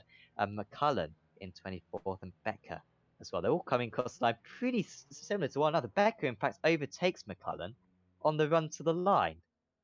Becker's overtaken McCullen. Has McCullen run out of fuel, I wonder?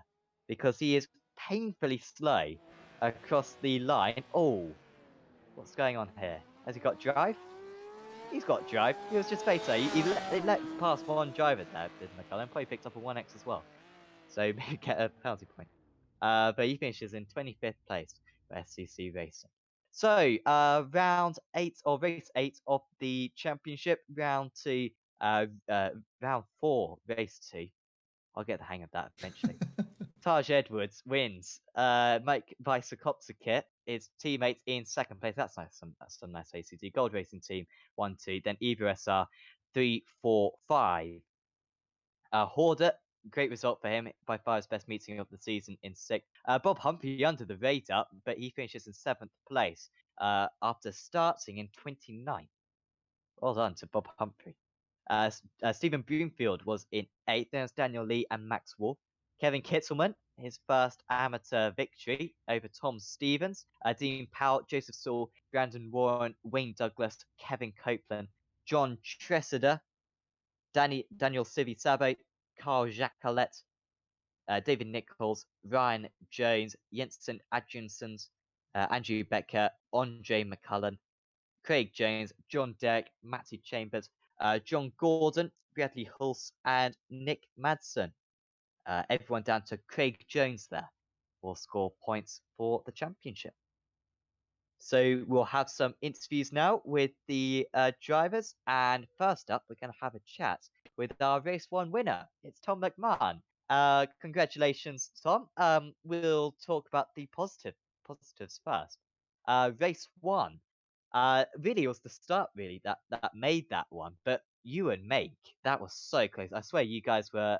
There was almost like a string between you, which never contracted or got shorter. I mean, that was just 1.5 seconds throughout. Yeah, no, that was really cool.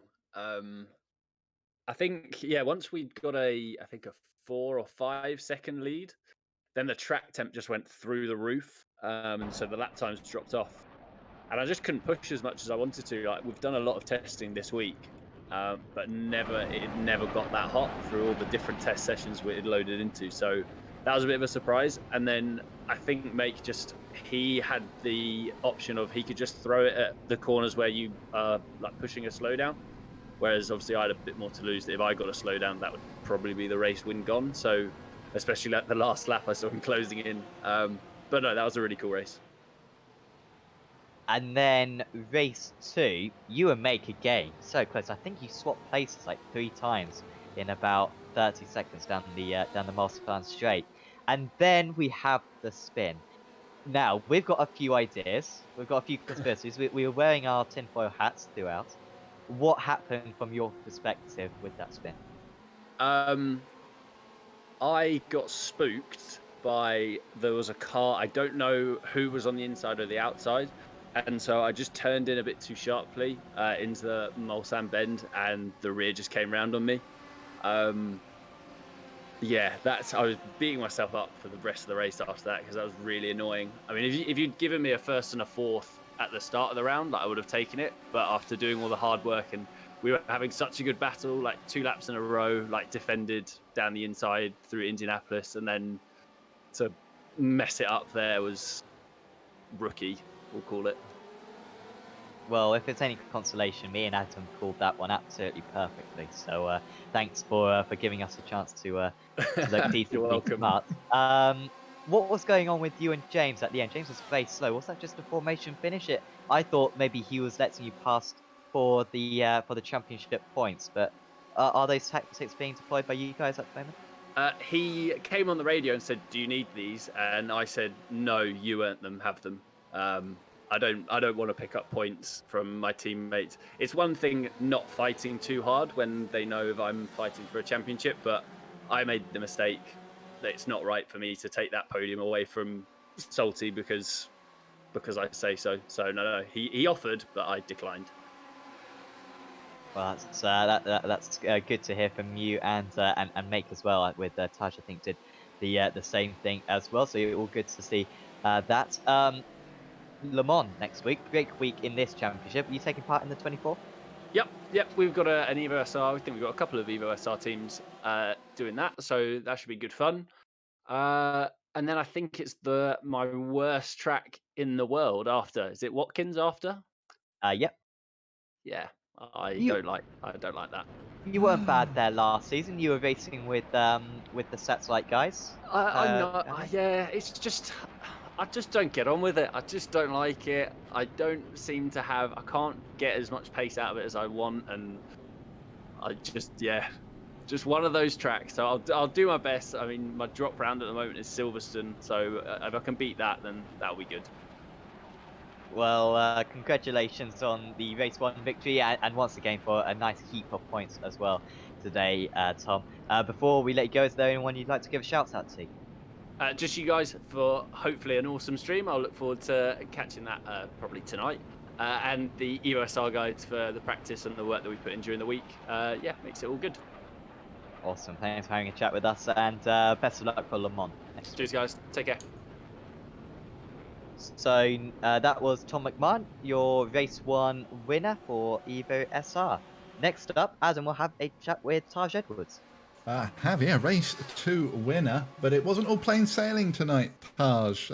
Despite qualifying second in race 1, had a bit of an abysmal start to it. Only managed 11th, and then sorted it all out and got the win in race 2. Talk us through the evening from your perspective. Overall, race 1 was not very good. Got a decent qualifying. The setup wasn't ideal, but I tried an experimental setup. But I gotta say, sorry to Nick Madsen. I thought I left him enough room at the start there, but when I watched the replay, I might have squeezed him a little bit too much, and I think I messed up his race. After that, just kind of filed back a little behind my two teammates. Got ahead of Steven, I think, was behind my Yeek, and then had a little battle with Daniel, but we made a little contact going into Indianapolis racing incident, so no biggie there. And after that, I think I got hit again one more time, fell back again, and managed to come back and finish P11. So how do you dust yourself down after an eventful race like that? Because it wasn't just one incident, was it? As you said, it was multiple incidents. How do you kind of reset and then refocus yourself ready for race 2? How do you do that? You just put it in the back of your head. You compartmentalize it. You kind of forget about it. What's done is done. You apologize if you should apologize to anyone, or if you want to vent to yourself or vent, you just do it. And then once the next race comes around, you clear your head and you get ready to go again. Oh, fair enough. Race 2 came around, and there was plenty of incidents happening behind you, but it meant that you had an almighty gap. Again, I suppose a concentration question. Once you've got that gap, obviously you've got Make behind you, who we know is incredibly fast. We saw him put in some stellar laps towards the end. How do you keep yourself focused on pushing, but not to a point where you're endangering your win? How do you do that? Yeah, once I got around, I think it was Aaron Powell from EOSR, got out of the gap, got out of his draft, and then I kind of just took it easy. But the setup that I was running, it was very loose and very on edge, especially in the braking zones and in the Porsche curves, because I tried something a little bit different. I don't think it worked out for the best because I think Tom at one point was closing me down pretty quickly, and then I think he had a spin, and then it was Maik who was closing me down. But yeah, you just focus on your marks and just kind of just get tunnel vision and focus on the race. Oh, and yeah, focus you did and win the race you certainly did. We got a week off next week, which is going to be filled by the Le Mans 24 Hours. Are you participating? Yeah, I'm scheduled to be down with that. I'm gonna be racing with my teammate Maik and another one of my teammate Jean-Philippe. So looking forward to that. Hopefully we get a good result in the 24-hour race as well. Fingers crossed for that one. And then we're back at Watkins the following week. Another draft track. How do you feel about that one? Yeah, Watkins, you're gonna have to qualify pretty close up front because going into turn one into the S's, you never know what could happen.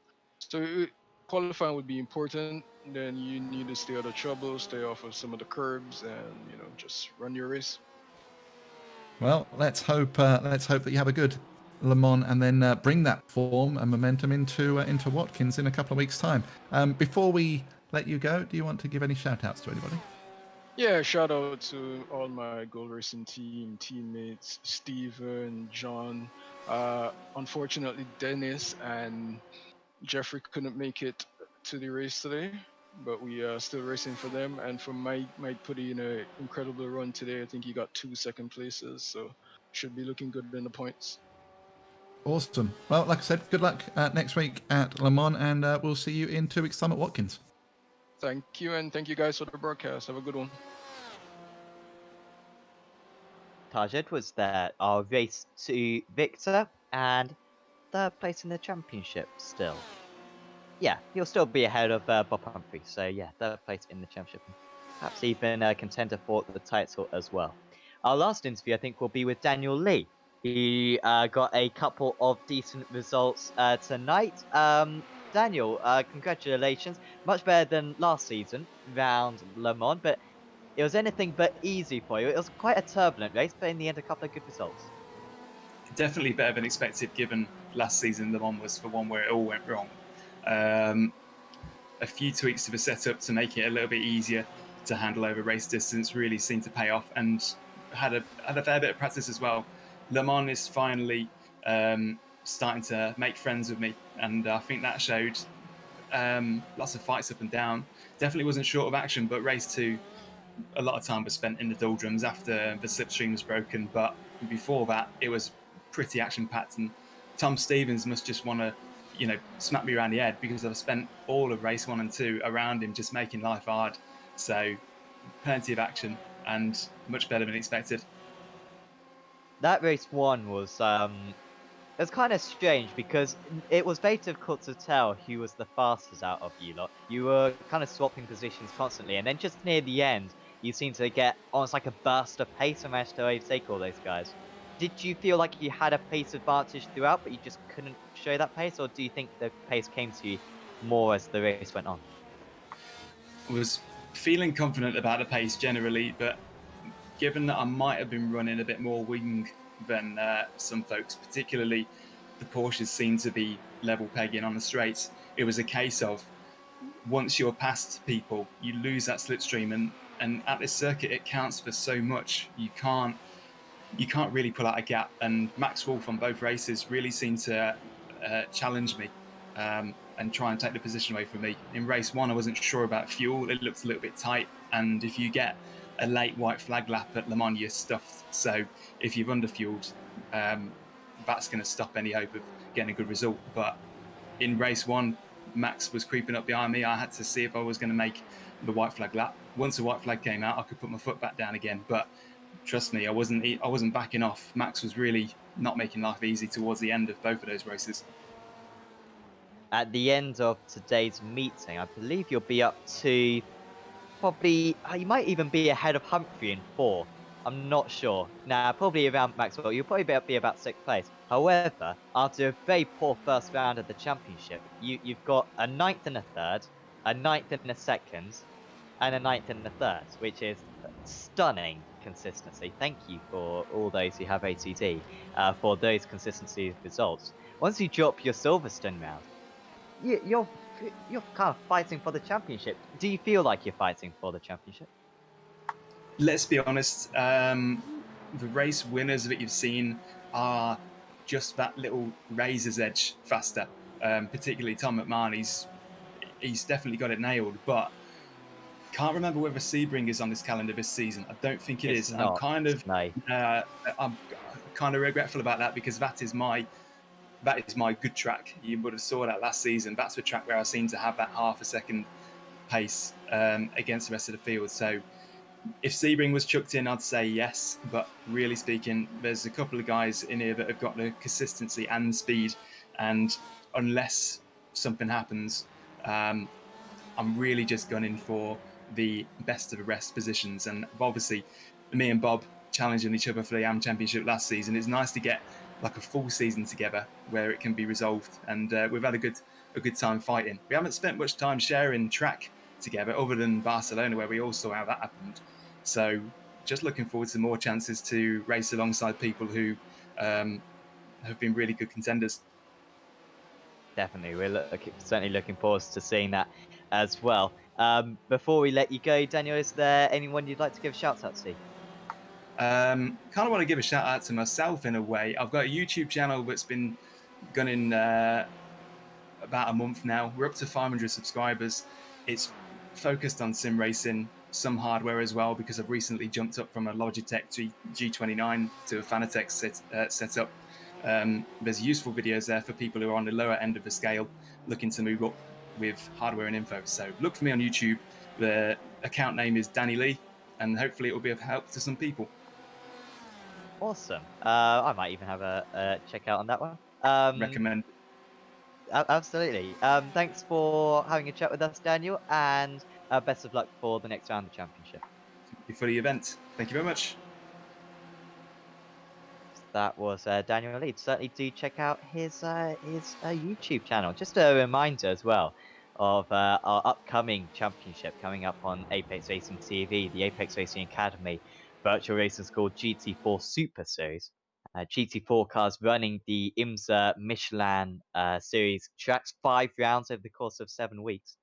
And heat racing, really competitive order, and using fixed setup using the Apex Racing Academy setups, which are some of the best you will find about. So certainly do sign up to that on apexracingleague.com. By signing up to that series, you get a silver membership to Apex Racing Academy, which will give you access to loads of data packs. So honestly, even if you're not absolutely enthralled about the GT4, certainly do sign up, give the GT4 a go, because even if you don't absolutely adore it, still get access to the other setups as well. So it's really smart to sign up to that.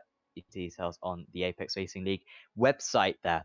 But Adam, another round is completed, and like I said, when you take into consideration that drop round for Daniel Lee, he's kind of in the championship. He's been scoring some good points. Still McMahon and Vysokopska favourites, but I mean, Edwards is in there. I think if Holman comes back strong as well after missing today's round, he could be in there. Max Wolf, we know, is quick.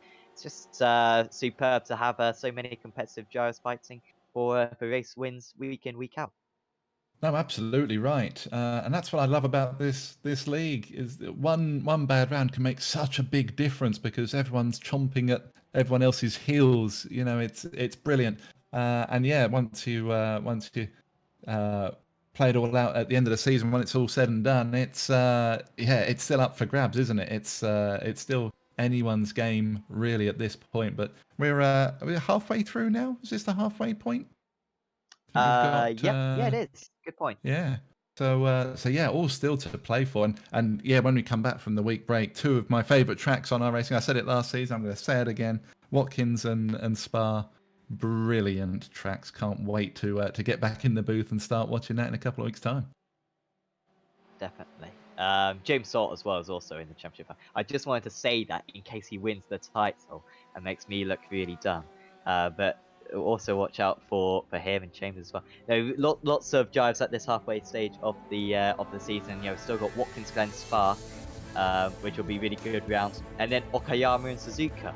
Suzuka, everyone will like. Okayama, surprise opinion, I like it though. I like it. Hence why it's on the schedule. So a nice Japanese end to the season. He didn't want to go to Motegi, much better to go to Okayama instead. So there'll be no rounds of the Apex Racing League GT Championship coming up next week. We're on a break week because Le Mans is going ahead.